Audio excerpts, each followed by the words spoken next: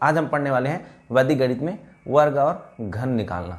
वर्ग और घन हम कैसे निकालते हैं, किस किस नियम के तहत निकालते हैं, ये सभी चीज़ें जानने वाले हैं। तो इससे पहले हमने जोड़ना, घटाना, विनुकुलम और गुणा तथा भाग की प्रक्रिया हमने पूरी कर चुकी है।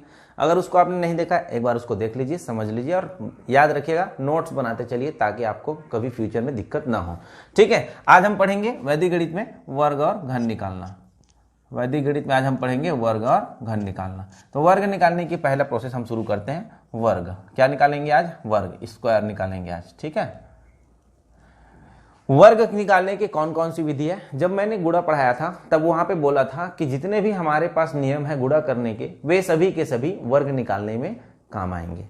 ठीक है, तो देखिए मेरे प्यारे साथियों, वर्ग निकालने के इतने सारे विधि होती है। अंत्योदश के में आधिकन पूर्वण नियम, एक न्यूनन पूर्वण विधि, ऊर्ध्वतिर्यभ्याम विधि, निखिलम विधि, ये चारों विधि हमने ऊपर के पढ़ चुके हैं। अनुरूपेण विधि होता है और द्वंद्व योग का नियम से होता है। तो ये आपके 6 मेथड है जिसमें आप वर्ग निकाल सकते हैं किसी भी माध्यम में, किसी भी नियम का प्रयोग करके।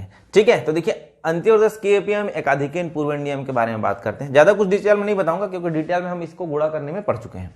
अंत्योदश के में एकाधिकन पूर्वण नियम की अगर बात करें तो ध्यान रहे, यहां पर क्या होगा, जिनके इकाई अंक में 5 होगा उन संख्याओं का वर्ग हम निकाल सकते हैं। क्यों? क्योंकि भाई देखो, अंत्योदश के में एकाधिकन पूर्वण नियम क्या कहता है, इकाई इकाई अंकों का योग 10 और दहाई अंक समान होना चाहिए, यही कहता है। तो देखिए यहां पर हम अगर प्रयोग करेंगे, मान लो मैं बोला 33 का वर्ग निकालो। देखो वर्ग निकालना दैट मीन सेम संख्या 2 बार होगी, है ना। इसीलिए हम जब यहां पर इकाई अंक में योग पाएंगे 10, तो हमारा जो संख्या का इकाई अंक होगा वो हमेशा 5 के कॉन्सेप्ट में होना जरूरी है। तो 35 का वर्ग हम निकाल सकते हैं, 45 का वर्ग निकाल सकते हैं, 115 का वर्ग निकाल सकते हैं, है ना। तो जिनके इकाई अंक में 5 होगा उन सभी संख्याओं को अंत्योदश के में एकाधिकन पूर्वण नियम से निकाल सकते हैं। जैसे देखिए 35 का वर्ग निकालना है तो हम क्या करेंगे, 35 गुणा 35 करेंगे, यही करेंगे ना। तो देखिए इकाई इकाई अंकों का योग 10, शेष अंक दहाई क्या है, समान है। तो हम लगाएंगे यहां पर नियम। हमने क्या कहा था अंत्योदश के में एकाधिकन पूर्वण नियम पर, कि हमारा जो इकाई इकाई या इकाई दहाई सैकड़ा को जोड़ने पर जो हमारा आधार मिलेगा उसमें जीरो की संख्या जितनी होगी उत्तर के दाएं भाग में उसके दोगुने अंक रखे जाएंगे। दैट मीन्स 5 और 5 10, अर्थात 10 में जीरो की संख्या 1 है तो हमारा उत्तर का दाएं भाग 2 अंक का रखा जाएगा। तो 5 पंचे 25 यहां पर रख दिया। और किसी एक दहाई में उत्तर के बाएं भाग के लिए क्या करेंगे, किसी एक दहाई में एक अधिक कर देंगे, इसमें एक अधिक कर दिए 4 और गुणा 3 होगा, 4 तिया 12। तो 35 का वर्ग 1225। तो कुछ इस प्रकार से हम निकाल सकते हैं। ठीक है, तो ये छोटा छोटा आपका उदाहरण है। एक क्वेश्चन और बता देता हूं मैं, किससे नियम के तहत, अंत्योदश के में एकाधिकन पूर्वण नियम, जिसके इकाई अंक में 5 होना जरूरी है। 115 का गुणा हम करेंगे तो देखिए यहाँ पर 115 का वर्ग निकालेंगे तो कुछ इस प्रकार निकालेंगे। ठीक है, इकाई इकाई अंकों का योग 10, तो 5 पंचे 25 हो गया। दहाई अंक सैकड़ा अंक यहाँ पर समान है, दहाई सैकड़ा समान है ना। तो किसी एक दहाई सैकड़ा में एक बढ़ा लीजिए, 12 में 11 में 132, ये हो जाएगा 13225, ये हमारा आंसर हो जाएगा। तो ऐसे ही हम निकालेंगे, जो हमने गुणा करने के नियम में सीखा है बिल्कुल उसी का प्रयोग करेंगे। लेकिन ध्यान रहे, वर्ग निकालने वक्त जिनके इकाई में 5 होगा उसी के लिए हम अंत्योदश के में एकाधिकन पूर्वण नियम का प्रयोग करेंगे। ठीक, ये हो गया आपका तरीका। अगला एक न्यूनन पूर्वण विधि। एक न्यूनन पूर्वण विधि जो है सेकेंड नंबर, एक न्यूनन पूर्वण विधि। एक न्यूनन पूर्वण विधि में आपको बताया गया था कि भाई एक न्यूनन पूर्वण विधि कहीं ना कहीं गुणक जो होगा वो 9 के कॉन्सेप्ट में होगा, अर्थात जो संख्या में 9 दिखेगा वही संख्या का हम निकाल सकते हैं वर्ग। जैसे 99 का वर्ग निकाल सकते हैं हम एक न्यूनन पूर्वण विधि के तहत। तो 99 का वर्ग निकालेंगे तो हमको क्या करना है, 99 का कितने बार गुणा, 2 बार गुणा करना पड़ेगा। ठीक है, हम क्या करेंगे, उत्तर के बाएं भाग को पहले निकालते हैं। तो उत्तर के बाएं भाग में 1 कम कर देंगे, ये 98 हो जाएगा। अब इकाई की ओर से घटाते हुए 9 में 8 गया तो 1, 9 में 9 गया तो देखिए 9 में 9 गया तो क्या होगा, 0। तो हमारा 99 का जो वर्ग होगा वो 9801 मिलेगा। लिखने का तरीका बिल्कुल गुणा नियम के तहत ही होगा, कोई उसमें चेंजेस नहीं आएगा। तो एक न्यूनन पूर्वण विधि के तहत बिल्कुल ऐसे ही हम क्या करेंगे, आंसर निकालेंगे। जैसे देखिए एक क्वेश्चन और ले लेते हैं, 999 का आपको निकालना है वर्ग। जो 9 वाले कॉन्सेप्ट होगा उसी का निकाल सकेंगे हम एक न्यूनन पूर्वण विधि के तहत। ठीक है, ये हो जाएगा देखिए 999 गुणा 999, यही होगा 1999, अर्थात इसमें एक कम होगा 998। हम क्या करेंगे, इस 9 में इस 8 को घटाएंगे 1, इस 9 में 9 घटा 0, इस 9 में ये 9 घटा तो ये 0। तो हमारा फाइनल आंसर 998001, ये होगा 999 का स्क्वायर। तो इस तरह से हम क्या करेंगे, एक यूनियन पूर्व विधि का निकालेंगे। जिस प्रश्न में 9 का कॉन्सेप्ट होगा उसका वर्ग निकालने के लिए एक यूनियन पूर्व विधि लगाया जाता है। ठीक, अब देखिए आगे बढ़ते हैं। तो आगे बढ़ेंगे तो हमारा क्या होगा, ऊर्ध्वतीय अभ्याम। ऊर्ध्वतीय अभ्याम एक वर्ग निकालने का यूनिवर्सल मेथड है, क्योंकि यहां पर हम किसी भी संख्या को निकाल सकते हैं वर्ग। जैसे देखिए 34 का वर्ग निकालना है तो हम 34 को क्या कर सकते हैं, 34 गुणा 34 करेंगे। ठीक है, अब देखिए 34 गुणा 34 को हम कैसे लिखेंगे, 34 का वर्ग निकालना है तो 34 गुणा 34 ऊपर नीचे लिखेंगे और ऊर्ध्वतीय अभ्याम मेथड से हम इसको क्या कर देंगे, सॉल्व कर देंगे। इकाई इकाई अंकों का गुणनफल 4 चौक 16, 16 की 6 हासिल आई 1। फिर इकाई दहाई तिरिया गुणा होगा 3 चौक 12, 3 चौक 12, 12 12 24 और 1 25 की 5 हासिल आई 2। फिर क्या होगा, इकाई इकाई सेकंड, फिर क्या होगा, दहाई दहाई अंकों का गुणा 3 तिया 9, 9 और 2 11। तो 34 का स्क्वायर जो होगा वो 1156 होगा। ये हो गया। तो ऊर्ध्वतीय अभ्याम जो हमने नियम सीखा गुणा का, बिल्कुल उसी नियम को ही लगाना है, कोई नया नियम या नया तरीका से हमको हल नहीं करना है। क्लियर है? तो ये भी मेरे ख्याल से समझ में आ गया होगा। ठीक, अब बात करते हैं निखिलम विधि। देखिए निखिलम विधि क्या कहता है, निखिलम विधि में इसको थोड़ा समझिए। चलिए निखिलम विधि, बाकी को मैं मिटा रहा हूं, निखिलम विधि को आइए थोड़ा समझते हैं। अनुरूपण और द्वंद्व योग को सिखाएंगे स्पेशली आपको। निखिलम विधि, देखिए निखिलम विधि क्या है, निखिलम विधि से वर्ग निकाल रहे हैं।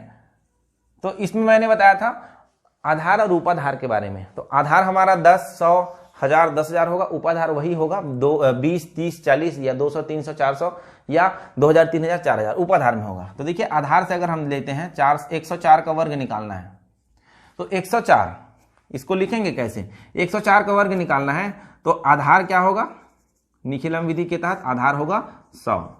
आधार से 104 का विचलन क्या होगा, 104 का विचलन कितना होगा, +4। कितना होगा जी, +4। इस +4 को 0,4 लिखेंगे क्योंकि हमारे पास आधार में कितने जीरो है, 2 जीरो है। ठीक, अब इसको हल करेंगे हम कुछ इस प्रकार से, 104 + 0,4, 104 + 0,4। क्यों, क्योंकि यहां पर वर्ग है इसीलिए 2 बार 104 104 का गुणा होगा, है ना, 104 104 का गुणा होगा ना भाई। तो हम इसको इसी तरीके से लिखेंगे। यहां पर लिखा हमने आधार 100 था, 104 का विचलन +0,4 है। ठीक, इसको हल करेंगे तो उत्तर का हल में बिल्कुल इसी को इंक्लूड करना है, उत्तर का दायां भाग और उत्तर का बायां भाग। उत्तर का दायां भाग में क्या बताया था, उत्तर का दायां भाग में क्या बताया था मेरे प्यारे साथियों, उत्तर के दायां भाग में बताया था विचलनों का गुणनफल। तो विचलन का गुणनफल,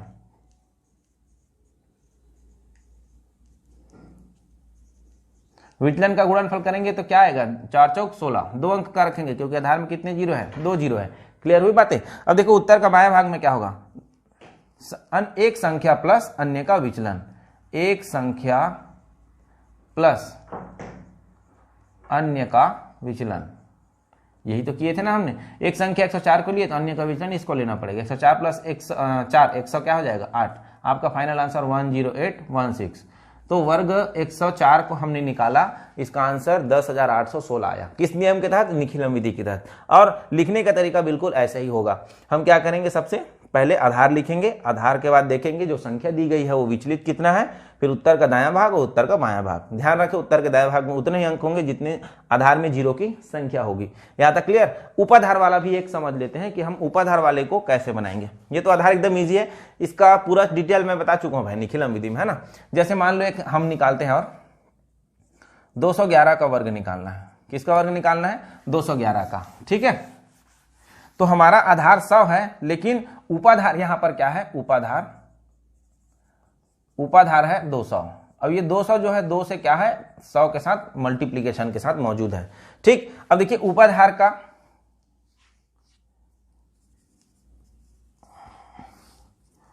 211 का विचलन, उपाधार से 211 का विचलन कितना है, विचलन 211 का विचलन +11 है। यहां तक चीजें क्लियर हुई भाई। 200 से देखिए 211 क्या है, +11 है ना। अब उत्तर का दायां भाग क्या होगा, विचलन का गुणनफल। तो देखिए इसको हम लिखेंगे कैसे, 211 + 11 और 211 + 11। ठीक, उत्तर के दायां भाग में कुछ चेंजेस नहीं आएगा, ज्ञानम ज्ञानम। देखिए 11 में 11 में 121, 121 का 21 को लिखेंगे, हासिल रखेंगे यहाँ पर। क्यों? क्योंकि हमारे पास आधार में 2 जीरो है तो 2 ही अंक रख सकते हैं हम। एक एक्स्ट्रा है यहाँ पर 121 में, उसको हम आगे बढ़ाकर हासिल के स्थान पर लिखेंगे, कुछ इस तरह से। क्लियर हुआ? अब देखिए उत्तर के दाएं भाग के बाद उत्तर के बाएं भाग निकालने की बारी आएगी। तो मैंने कहा था जो उपाधार आधार के साथ हरकत करेगा उसी के साथ उसको मल्टीप्लाई करना है उत्तर के बाएं भाग को। तो यहाँ पर क्या होगा, 2 का मल्टीप्लाई होगा, बाकी जो चीजें होंगी सेम होंगी। तो 211 प्लस 11 क्या हो जाएगा आपका 222। 211 प्लस 11 क्या हो जाएगा 222। जो चिन्ह उसी के साथ हल करेंगे, कोई दिक्कत नहीं। 211 प्लस 11 222 का गुणा करेंगे 2 से, तो ये हो जाएगा 444। अब देखिए हासिलाई में एक और आया है तो ये हो जाएगा 445। यहां तक क्लियर? तो हम 211 का स्क्वायर क्या पाएंगे 44521, ये हमारा फाइनल आंसर हो जाएगा। लिखने का तरीका बिल्कुल ऐसा ही होगा, हमने गुणा में सब चीजें सीखा है इसको। तो इस तरह से निखिलम विधि का आधार उपाधार में भी हम निकाल सकते हैं क्वेश्चंस को। यहां तक चीजें क्लियर हुई? अब चलिए आगे बढ़ते हैं। हम एक विशेष नियम हमने लिख रखा था, कौन सा? अनुरूपण विधि और एक द्वंद्व योग का प्रयोग से। ये 2 चीजें हमने पढ़ने हैं वर्ग निकालने में, ठीक है। जो गुणा निकालने के नियम से क्या था, डिफरेंस था। अब देखिए अनुरूपण विधि क्या कहता है। देखिए अनुरूपण विधि का जो उत्पादन होगा वो कैसा होगा। अनुरूपण विधि, अनुरूपीण विधि, अनुरूपण विधि एक सूत्र विधि है। क्या विधि है? सूत्र विधि बोलते हैं इसी को भी, सूत्र विधि। अनुरूपण विधि एक सूत्र विधि है। सूत्र विधि का प्रयोग करके हम क्या करेंगे, वर्ग निकालेंगे। अब ध्यान रखिए अनुरूपण विधि का लिमिटेशंस क्या है। अनुरूपण विधि का लिमिटेशन यह है कि जो दिए गए प्रश्न में वर्ग निकालने की संख्या होगी वो केवल और केवल 2 अंकों का होगा। कितने अंकों का होगा? 2 अंकों का होगा। दैट मीन्स हम निकालेंगे अगर 32 का स्क्वायर, या हम 10 से 99 तक का स्क्वायर हम निकाल सकते हैं इस नियम के तहत। किस नियम के तहत? अनुरूपण विधि के तहत हम 10 से 99 तक का स्क्वायर निकाल सकते हैं। 100 का, 101 का, 102 का, फिर उसके लिए निखिलम जाना पड़ेगा, है ना। तो 3 अंक का अगर पूछता है अनुरूपण विधि में तो हम नहीं निकाल सकते, क्योंकि ये 2 अंक तक का ही सीमित है, ठीक है ना। तो ये ध्यान दीजिए, हम निकालेंगे 32 का स्क्वायर। तो 32 का स्क्वायर निकालेंगे तो इससे पहले इसके कॉन्सेप्ट को सीख लेते हैं। इसका जो कॉन्सेप्ट होता है देखिए ध्यान दीजिएगा, ए बी का होल स्क्वायर बराबर a square 2ab b square, यही कॉन्सेप्ट है। इसका जो फार्मूला प्रयोग करते हैं हम ए प्लस बी का होल स्क्वायर, उसी पर डिपेंड है। A square plus 2ab plus b square, इसको हम एक्चुअल में पढ़ते हैं a square plus b square plus 2ab। लेकिन ये जो सीक्वेंस है वो गलत है। किस नियम के तहत? चक्री क्रम के तहत ये गलत सीक्वेंस है ये, ठीक है। हम सीक्वेंस क्या करते हैं, ए पहले आता है अल्फाबेट में, इसीलिए ए वाले को पहले रखा, फिर बी बाद में आता है, उसको बी वाले को बाद में रखा। तो कुछ इस तरीके से आप याद रख सकते हैं। तो हम क्या करेंगे, 2 अंक वाले को हम अगर वर्ग निकालेंगे तो हम इस प्रकार से सूत्र में रखना होगा। यहां तक चीजें क्लियर हुई? अब देखिए हमने कहा 32 का स्क्वायर अपने को निकालना है। तो यहां पर ए का मान कितना है 3 और बी का मान कितना है साथियों? ए का मान है 3 और बी का मान है 2। तो हम कुछ इस प्रकार लिखेंगे इसको, 32 का स्क्वायर ये हो जाएगा 3 का वर्ग, 2 गुणा 3 गुणा 2, और ये हो जाएगा 2 का वर्ग। इकाई की ओर से हल करते हुए आएंगे। 2 का वर्ग हो जाएगा 4, 2 तिया 6, 6 दूनी 12, 12 की 2 हासिल आई 1, इस प्रकार से रखेंगे। और 3 का वर्ग 9, 9 और 1 10, तो ये हो जाएगा 10 24 फाइनल आंसर। तो कुछ इस तरीका से हम अनुरूपण विधि में निकालते हैं। एक एग्जांपल और लेते हैं, जैसे कि अच्छा आप हल करेंगे तो इसको इंक्लूड कर लेना, अनुरूपण विधि से या सूत्र विधि से इसको लिख देना, फिर उसके बाद इसके हल को लिखना, तब आके आपका क्या होगा, सही हो जाएगा एकदम, जो पूरा नंबर मिलेगा आपको। ठीक, अब देखिए हम मान लो निकालते हैं 56 का वर्ग, तो इसी नियम में रखेंगे। ए बराबर 5 और बी बराबर क्या रख रहा है, 6 रख रहा है। तो ए बराबर 5, 5 का वर्ग 2 गुणा 5 गुणा 6, और ये हो जाएगा 6 का वर्ग। 6 का वर्ग क्या होगा, इकाई की ओर से हल करते हैं ना, 6 का वर्ग 36, 36 की 6 हासिल आई 3, एक एक अंक को रखना है, ध्यान रखिएगा। ठीक है, 5 छक्के 30, 30 दूनी 60, 60 और 3 63 के 3 हासिल आई 6। 5 का वर्ग 25, 25 और 6 कितना हो जाएगा 31। तो हमारा 56 का स्क्वायर 31, 36 आंसर हो जाएगा। तो ये सूत्र विधि होता है जो हम जानते हैं पहले से सूत्र, उसी का प्रयोग करना है यहाँ पर। अनुरूपण विधि एक सूत्र विधि होता है। तो इस तरीका से हम 10 से लेकर 99 तक की संख्या का हम क्या निकाल सकते हैं, स्क्वायर निकाल सकते हैं। आई होप आप सभी को समझ में आ गया होगा अनुरूपण विधि। अब चलिए चलते हैं द्वंद्व योग के प्रयोग से कैसे निकालेंगे। देखिए यहां पर मैं मिटाता हूं, है ना।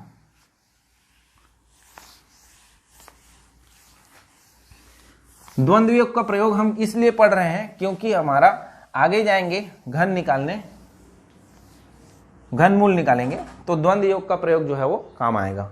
ठीक है,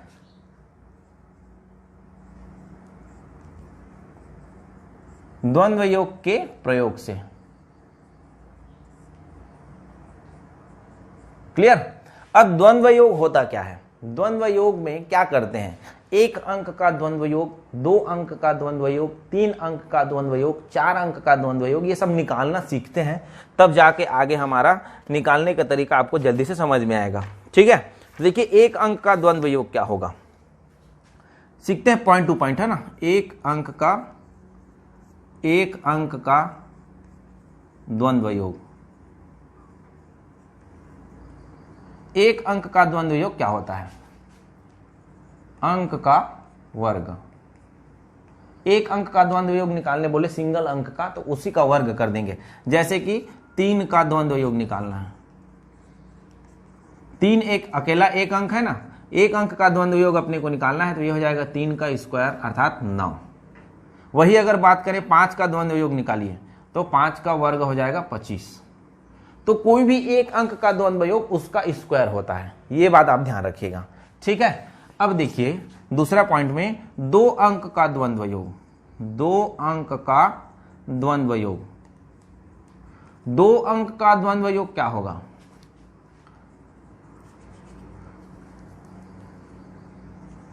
2 गुणा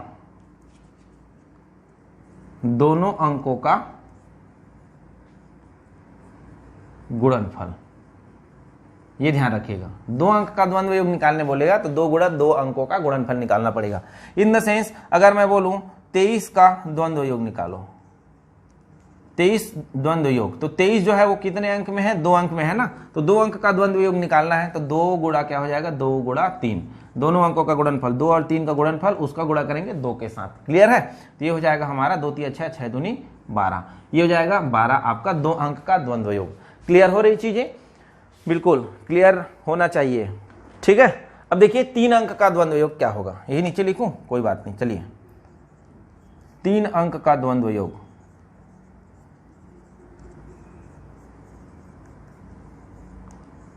3 अंक का द्वंद्व योग, 3 अंक का द्वंद्व योग क्या होगा, अंतिम अंक का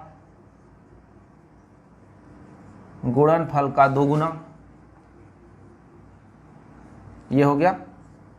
ठीक है, प्लस क्या होगा, प्लस मध्य अंक का वर्ग, प्लस में क्या रहेंगे, मध्य अंक का वर्ग। अब मैं बताता हूं एग्जांपल के तौर पर, जैसे 123 का हमको निकालना है द्वंद्व योग,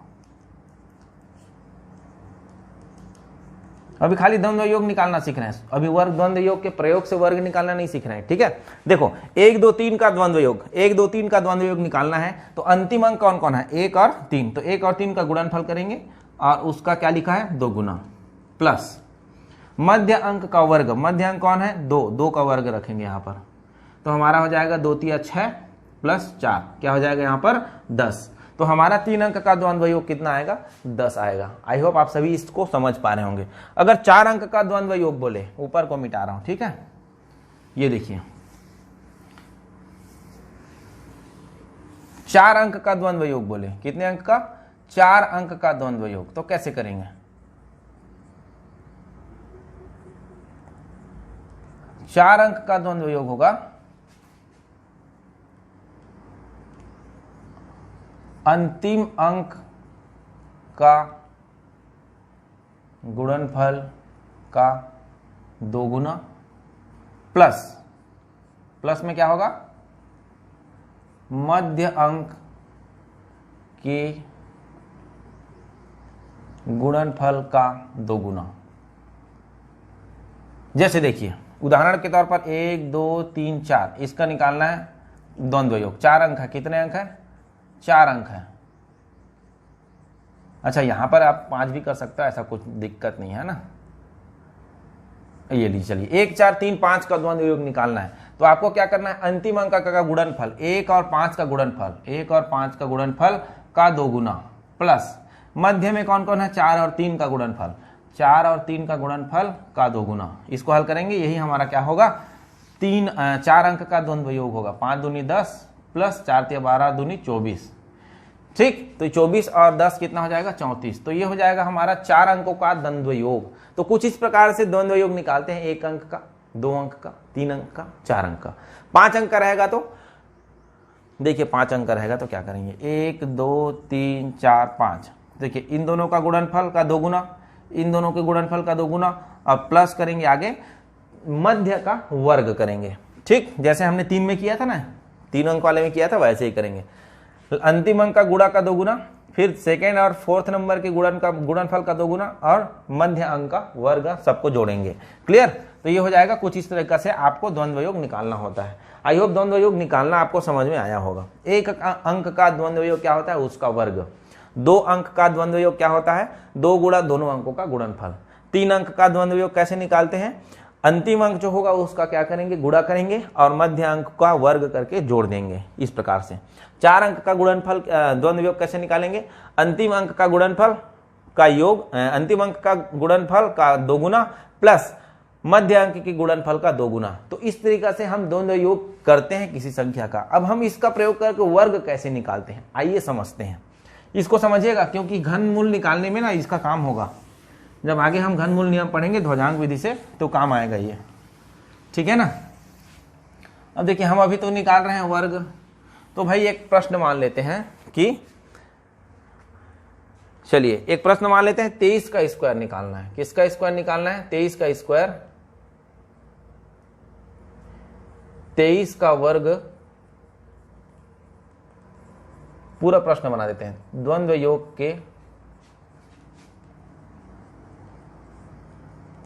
प्रयोग से निकालिए। ठीक है, हमने कहा 23 का वर्ग निकालना है द्वंद्व योग के प्रयोग से। तो कितने अंक का है प्रश्न? 2 अंक का है। ठीक है, तो हमको क्या करना है आइए समझते हैं। कितने अंक का है? 2 अंक का है। तो 23 का वर्ग होगा तो क्या होगा?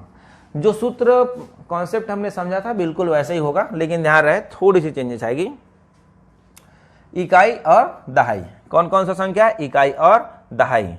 तो यहां पर देखिए हम सबसे पहले अगर इकाई की ओर से हल करेंगे तो क्या क्या होगा? तो इकाई की ओर से हल करेंगे तो यहां पर होगा इकाई अंक का द्वंद्व। ठीक, क्या करेंगे? इकाई अंक का द्वंद्व। बीच में होगा दोनों अंक का द्वंद्व।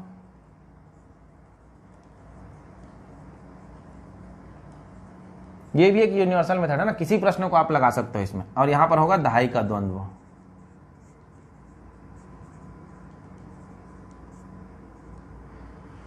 चलिए अब इसको समझिए। दहाई अब कहीं से भी हल कर सकते, कोई दिक्कत नहीं। इकाई अंक का द्वंद्व, इकाई अंक क्या है हमारा? 3। 3 का द्वंद्व क्या होगा? देखिए 3 अकेला है ना, इसीलिए यहां पर होगा 9 का वर्ग, सॉरी 3 का वर्ग होगा। इकाई में 3 है तो 3 का वर्ग। यहां तक क्लियर? दोनों अंक का द्वंद्व योग। यहां पर 2 अंक कौन कौन से है? 2 और 3। इनका द्वंद्व योग क्या होगा?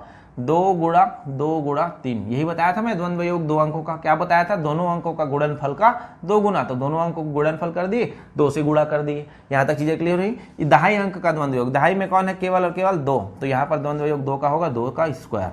ये हो जाएगा। इकाई की ओर से हल करेंगे 9, 3 दूनी 6, 6 दूनी 12, 12 की 2, हासिल आई 1 और 2 दूनी 4, 4 और 1 5। ये हो जाएगा 529। किसका स्क्वायर?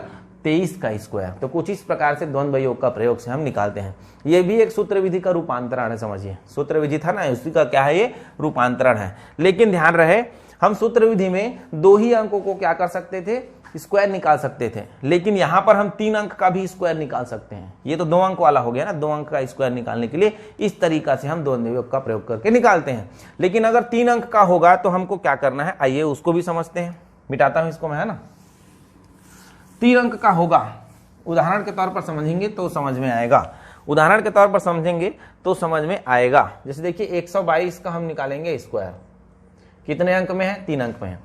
अनुरूपेण विधि या सूत्र विधि में मैंने क्या बात कही थी कि भाई कितने अंक का प्रयोग करेंगे, 2 अंक का प्रयोग करके हम निकाल सकते हैं 10 से 99 तक। लेकिन इसमें 2 अंक का भी प्रयोग करके निकाल सकते हैं और 3 अंक का भी प्रयोग करके निकाल सकते हैं और 4 अंक का भी प्रयोग करके निकाल सकते हैं द्वंद्व योग के प्रयोग से किसी संख्या का स्क्वायर। तो देखिए 3 अंक का वर्ग हम निकालेंगे तो क्या करेंगे, चलिए समझिए। देखिए 122 का स्क्वायर निकालना है अपने को, तो हमको क्या करना है, सीढ़ी नुमा की तरह काम करना है। जैसे हमने ऊर्ध्व त्रिभुज में काम किया था ना, वैसे ही काम करना है।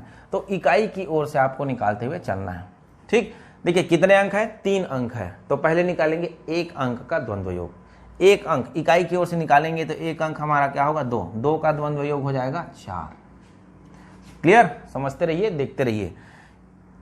मैंने कहा 3 अंक का द्वंद्व योग निकालना है तो हमको क्या करना है, सीढ़ी नुमा हल करना पड़ेगा। तो इकाई की ओर से शुरू करेंगे। तो पहला इकाई अंक में क्या आया, 1 अंक का 2 आया।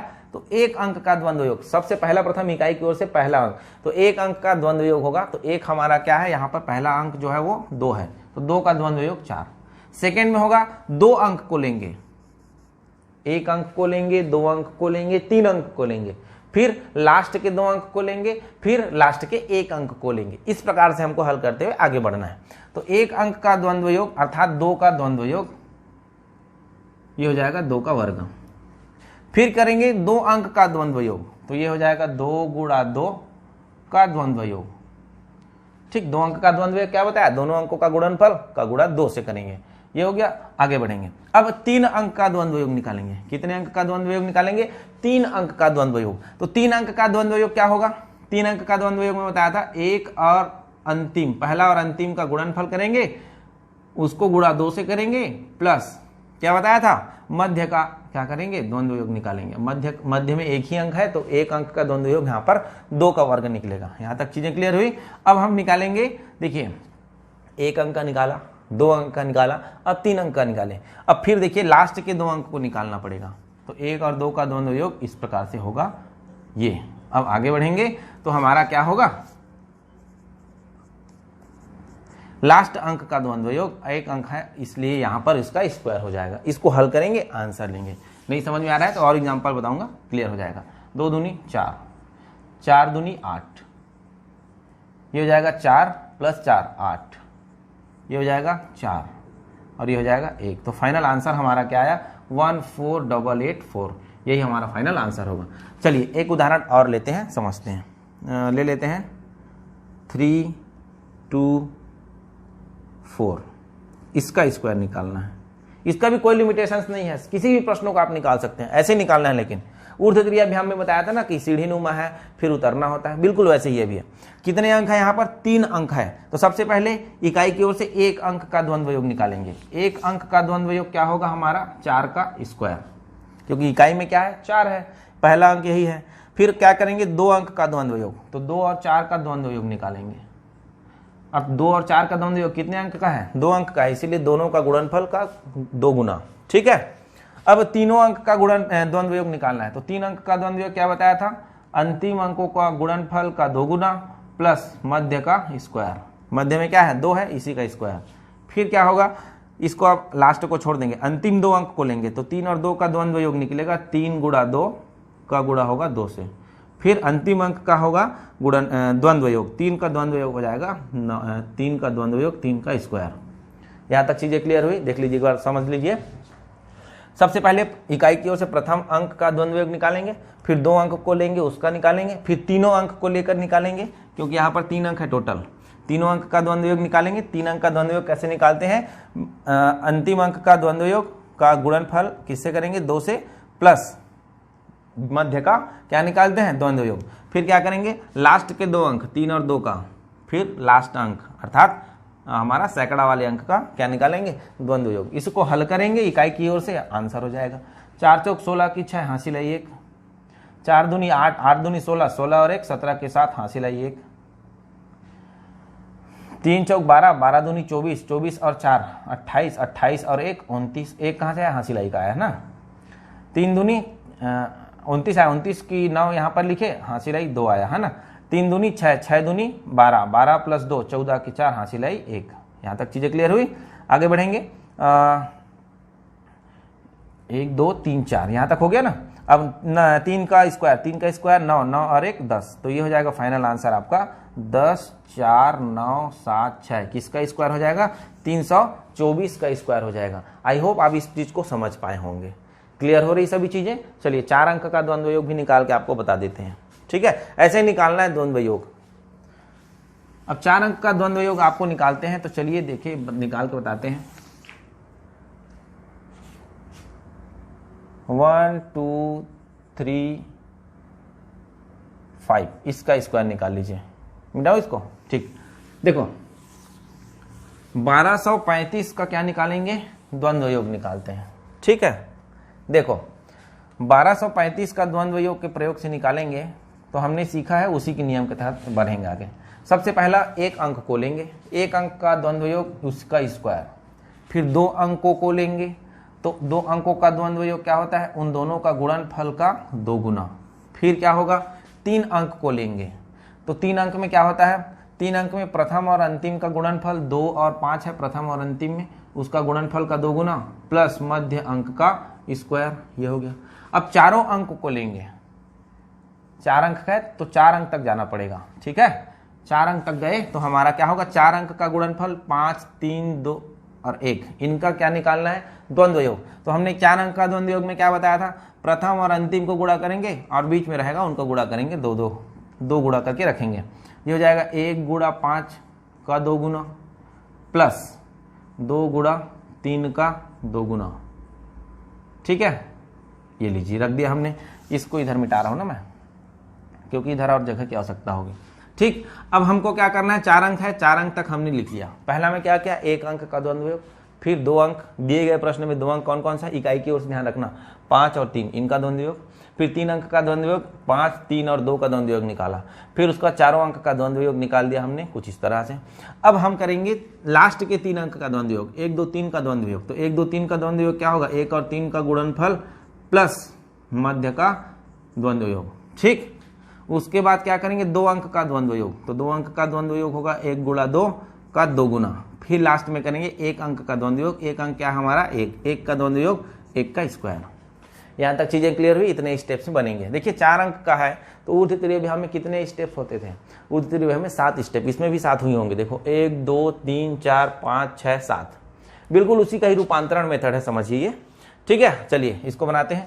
5 पंचे 25 की 5, हासिल आई 2, एक एक अंक को रखते हुए चलना है। ठीक है, 5 3 15, 15 दूनी 30, 30 और 2 32 की 2, हासिल आई 3, 5 दूनी 10, 10 दूनी 20, 20 और प्लस में हो जाएगा 9, 20 और 9 29, 29 और 3 32 की 2, हासिल आई 3। यहां तक क्लियर। इसको हल करेंगे, 3 दूनी 6 प्लस इंटू 2 12, और ये 5 दूनी 10, 12 और 10 22, 22 और 3 25 की 5, हासिल आई 2।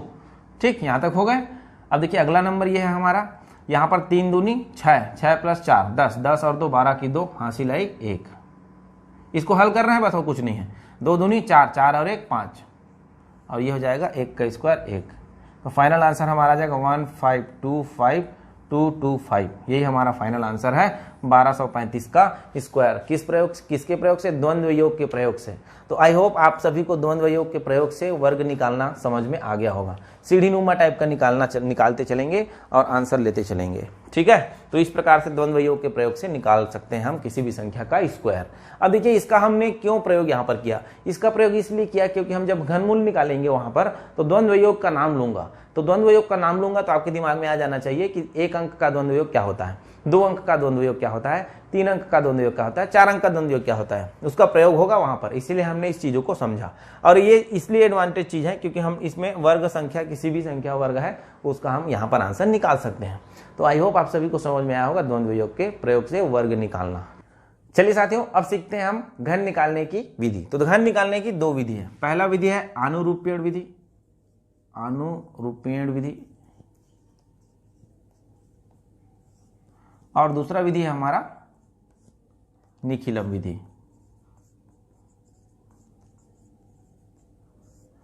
निखिलम विधि में आपको क्या करना है, ये चीजें हम पढ़ चुके हैं एक बार। तीन संख्या वाले जो गुणा करने का नियम था उसी के अकॉर्डिंग यहाँ पर 3 संख्या वाले जो घन होंगे उनको निकालना पड़ेगा यहाँ पर, है ना। तो अनुरूपेण विधि पहला पढ़ते हैं। तो अनुरूपेण विधि मैंने बताया था एक सूत्र विधि होता है। कौन सा विधि होता है? सूत्र विधि। सूत्र विधि में आपको क्या करना है, देखिए ए और बी का आपको निकालना है क्यूब। कोई भी दो, देखिए इसका लिमिटेशंस क्या है, 2 अंक वाली संख्या का हमको क्या क्या क्या निकाल सकते हैं, इसमें घन निकाल सकते हैं। कितने अंक संख्या का? 2 अंक वाली संख्या का हम निकाल सकते हैं घन। किस विधि से? अनुरूपेण विधि से। तो इसको हम कैसे एग्जीक्यूट करेंगे, a cube 3a square b, 3ab square, और ये होगा b का क्यूब। इस फार्मूला के अंतर्गत हम रखेंगे और आंसर निकालेंगे। जैसे देखिए 32 का हमको निकालना है इस क्यूब, तो हमको क्या करना है, देखिए a का मान यहाँ पर 3 और b का मान यहाँ पर 2। अनुरूपेण विधि वर्ग निकालना था, वैसे ही यहाँ पर भी घन निकाल सकते हैं। 3 का क्यूब होगा यहाँ पर 3 गुणा 3 का स्क्वायर गुणा 2। ये स्लैश का चिन्ह जरूर डालेंगे ना। 3 गुणा 3, a का मान 3 था, b का मान 2 था तो 2 का वर्ग, b का मान 2 था तो 2 का क्यूब। इसको इकाई की ओर से हल करते हुए आगे बढ़ेंगे और आंसर लेंगे। 2 का क्यूब क्या हो जाएगा? 8। हासिल नहीं आया कोई बात नहीं, सॉरी 2 का क्यूब कितना होगा? हाँ 8। देखिए यहाँ पर 2 का वर्ग 4 गुणा 3 गुणा 3, तो ये हो जाएगा 4 तिया 12, 12 तिया 36 की 6, हासिल आई 3। यहाँ तक चीजें क्लियर हुई। अब देखो यहाँ पर 3 गुणा 9 गुणा 3, 3 दूनी 6 और 6 निया 54, 54 और 3 57 के साथ हासिल आई 5। 3 का क्यूब कितना होगा? 27, 5 32। तो आपका फाइनल आंसर जो होगा वो होगा 32768। इसी प्रकार से आपको एग्जाम में लिखना है। अगर 2 अंक वाला क्यूब निकालना होगा तो अनुरूपेण विधि का प्रयोग करेंगे। 3 अंक वाला निकालना होगा, 3 अंक वाला संख्या का वो घन निकालना होगा तो बताऊंगा क्या करना है। ठीक है, तो ये हो गया आपका अनुरूपेण विधि। इसमें एक आध क्वेश्चन और ले लेते हैं। ध्यान रखिएगा इसमें 10 से लेके कहाँ तक का, 10 से लेकर 99 तक का हम अनुरूपेण विधि में प्रयोग करेंगे संख्या घन निकालने के लिए। ठीक है, अब देखो एक एग्जाम्पल और ले लेते हैं। जैसे कि यहां पर निकाल लिए 52 का क्यूब, 53 कर लो कोई दिक्कत, चलिए 52 ही कर लेते हैं। 52 का क्यूब, तो यहां पर होगा 5 का cube, 3 into 5 square into 2, 3 into 5 into 2 का क्यूब और यहाँ 2 का क्यूब। ठीक, ए का मान 5 था, बी का मान 2 था, उसको हमने सेम एज इट इज स्थानों पर रख दिया। अब इसको हल करेंगे, आंसर लेंगे। 2 का क्यूब कितना होगा? 8 सॉरी स्क्वायर होगा ना यहाँ पर, 4 15, 15 चौक 60 की 0 हासिल आई 6, 5 तिया 15, 15 चौक 60, 60 की 0 हासिल आई 6। यहाँ तक क्लियर हुआ, आगे बढ़ेंगे। 5 पंचे 25 दूनी 50, 50 तिया 150, 150 प्लस 6 क्या हो जाएगा? 156 की 6 हासिल आई 15। ठीक, 5 का क्यूब कितना होगा? 125 और 15 कितना हो जाएगा? 140। ये हो जाएगा फाइनल आंसर 140608। यही आपका क्या होगा? फाइनल आंसर होगा। आई होप आप सभी को समझ में आया होगा ये क्यूब निकालने का अनुरूपेण विधि। ठीक है ना, तो 2 अंक का हम क्या निकाल सकते हैं? अनुरूपेण विधि से घन निकाल सकते हैं। अब बात करते हैं निखिलम विधि का। निखिलम विधि क्या है? बहुत इंटरेस्टिंग है निखिलम विधि। सेकेंड में हम पढ़ेंगे घन निकालने का निखिलम विधि। अब देखिए निखिलम विधि के बारे में आप पहले से पढ़ चुके हैं एक बार कि 3 संख्या का गुणा करेंगे तो हमको क्या क्या करना पड़ता है। ठीक है, 2 एग्जांपल बताऊंगा कैसे करना है। देखिएगा, ध्यान से समझिएगा, है ना। यहां पर देखिए निखिलम विधि में आपको क्या करना है, जैसे मैं निकाल रहा हूं 103 का क्यूब, एग्जाम्पल के तौर पर सीधा सीधा समझते हैं, आंसर लेते हैं। आधार 103 जो है वो आधार कितना है? इसका आधार जो है वो 100 है। ठीक है ना, 2 अंक का भी निकाल सकते हैं, कोई दिक्कत नहीं, लेकिन 2 अंक के लिए हमारे पास अनुरूपेण विधि है ना, तो फिर 3 अंक में हम इस विधि का प्रयोग करेंगे। ठीक है, आधार है हमारा 100, विचलन कितना है आधार का? आधार से संख्या का विचलन है प्लस 0.3। 2 अंक में बना लेना क्योंकि यहाँ पर 0 की संख्या कितनी है? 2 0 है। ठीक है, विचलन है हमारा प्लस 0.3। और देखिए उत्तर के कितने भाग होंगे? यहाँ पर क्यूब है तो उत्तर के 3 भाग होंगे, एक चीज ध्यान रखिएगा बस। तो उत्तर का बायां भाग, दायां भाग और मध्य भाग। तो दायां भाग पहले निकालते हैं इसमें, दायां भाग ठीक है, उत्तर का दायां भाग में क्या होगा, विचलनों का गुणनफल, विचलनों का गुणनफल। उत्तर के मध्य भाग में क्या होगा, मध्य भाग जो होगा वो होगा हमारा दो दो विचलन का गुणनफल, दो दो विचलन का गुणनफल का योग। ठीक, उत्तर के बाएं भाग में क्या होगा, बाएं भाग, उत्तर का बायां भाग जो होगा वो एक संख्या प्लस अन्य का विचलन।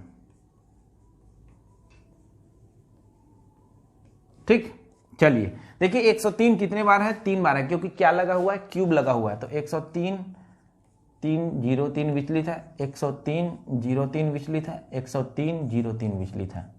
कुछ इस प्रकार से ही लिखेंगे हम। ठीक है, उत्तर के 3 भाग होंगे तो उत्तर के दायां भाग में क्या होगा, उत्तर के दायां भाग में क्या बताया हमने, विचलनों का गुणनफल। तो इनको गुणा करेंगे तो क्या आएगा 27, 2 अंक का रखेंगे क्योंकि यहाँ पर आधार में 0 की संख्या 2 है। मध्य भाग भी 2 अंक का रखा जाएगा। मध्य भाग में क्या होगा, दो दो विचलन का गुणनफल का योग। तो दो दो विचलन का गुणनफल करेंगे और योग कर देंगे। तो दो दो विचलन का गुणनफल किए तो कितना आया, देखिए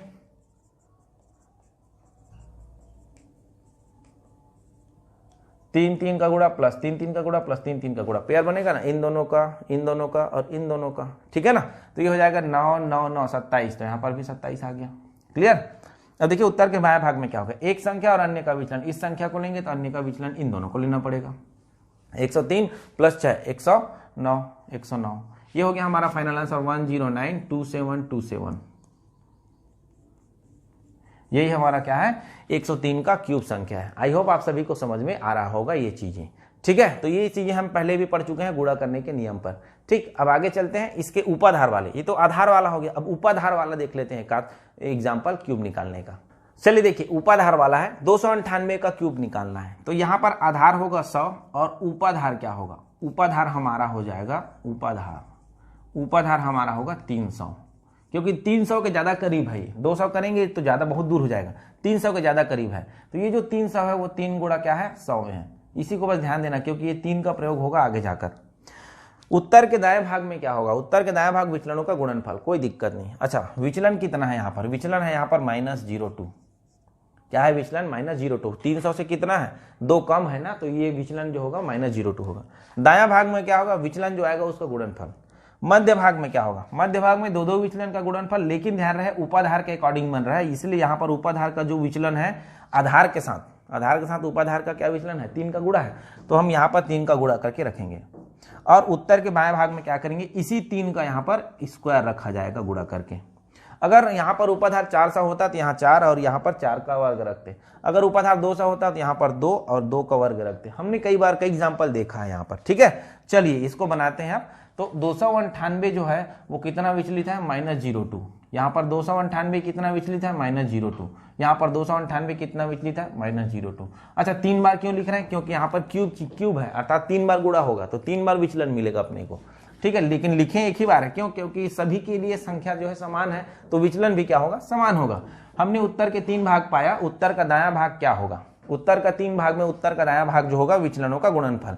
इन तीनों को गुणा करेंगे तो 8 आएगा, जो कि निगेटिव में आएगा, क्योंकि तीनों माइनस में है। 3 संख्या अगर गुणा होता है माइनस के साथ तो वो माइनस में आता है उत्तर। ठीक, उत्तर के बाएं भाग, मध्य भाग, मध्य होगा, ये मध्य भाग होगा।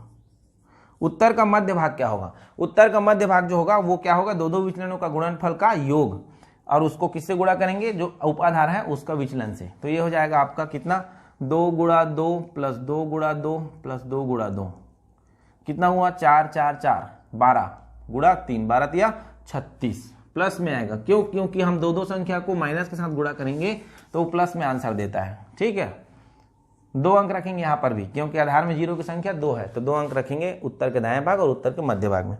उत्तर का बायां भाग क्या होगा, उत्तर का बायां भाग होगा एक संख्या प्लस अन्य का विचलन। 298 को ले लीजिए, अन्य का विचलन यहाँ पर ले लीजिए। इस प्रकार से 298 में 4 घट जाएगा तो क्या हो जाएगा, 294। इसका गुणा किससे होगा, 3 का वर्ग 9 से होगा। तो 9 चौक 36 की 6 हासिल है 3, 9 81 और 3 84 की 4 हासिल है 8, 9 दूनी 18 और 8 क्या हो जाएगा आपका 26। तो 26 46 यहाँ पर आंसर आया इस प्रकार से। अब देखिए यहां पर जो आपका आंसर निकाला गया है वो क्या सही आंसर है? 2 6 4 6 3 6 0 8 और इनमें निगेटिव साइन है, यही आंसर है। ये एक पूर्ण संख्या नहीं है, ये एक मिश्रित संख्या है, हमने पहले ही पढ़ा है विनकुलम में। तो इसको विनकुलम संख्या में बदलेंगे तो 8 जो है चरम अंक, 0 जो है वो निखिल अंक है। चरम अंक को 10 से घटाएंगे 2 आएगा, निखिल अंक को 9 से घटाएंगे 9 ही आएगा, क्योंकि 0 है निखिल अंक। उसके ठीक बाएं में चरम अंक और निखिल अंक नहीं है तो हम क्या करते हैं एक न्यूनयन करते हैं। जब सामान्य संख्या में बदलते हैं तो 6 में एक कम करेंगे आ जाएगा 5 3 6 4 2 6, तो 26 46 35 और 92 ये आपका फाइनल आंसर हो जाएगा। आई होप आप सभी को ये चीजें समझ में आई होंगी। तो दोस्तों इस प्रकार से हम क्या करेंगे, आधार और उपाधार के माध्यम से किसी भी 3 संख्या अर्थात किसी भी घन को निकाल सकते हैं। ठीक है, तो चलिए दोस्तों अगले वीडियो में हम पढ़ेंगे आप वो वर्गमूल निकालना और घनमूल निकालना। ठीक, तो आपको ये चीजें समझ में आ गई होंगी, वर्ग और घन बहुत सरल है, वर्ग और घन, क्योंकि हम इस चीज को पहले ही पढ़ चुके थे। ठीक है, तो चलिए दोस्तों मिलते हैं अगले वीडियो पर। हंसते रहिए, मुस्कुराते रहिए और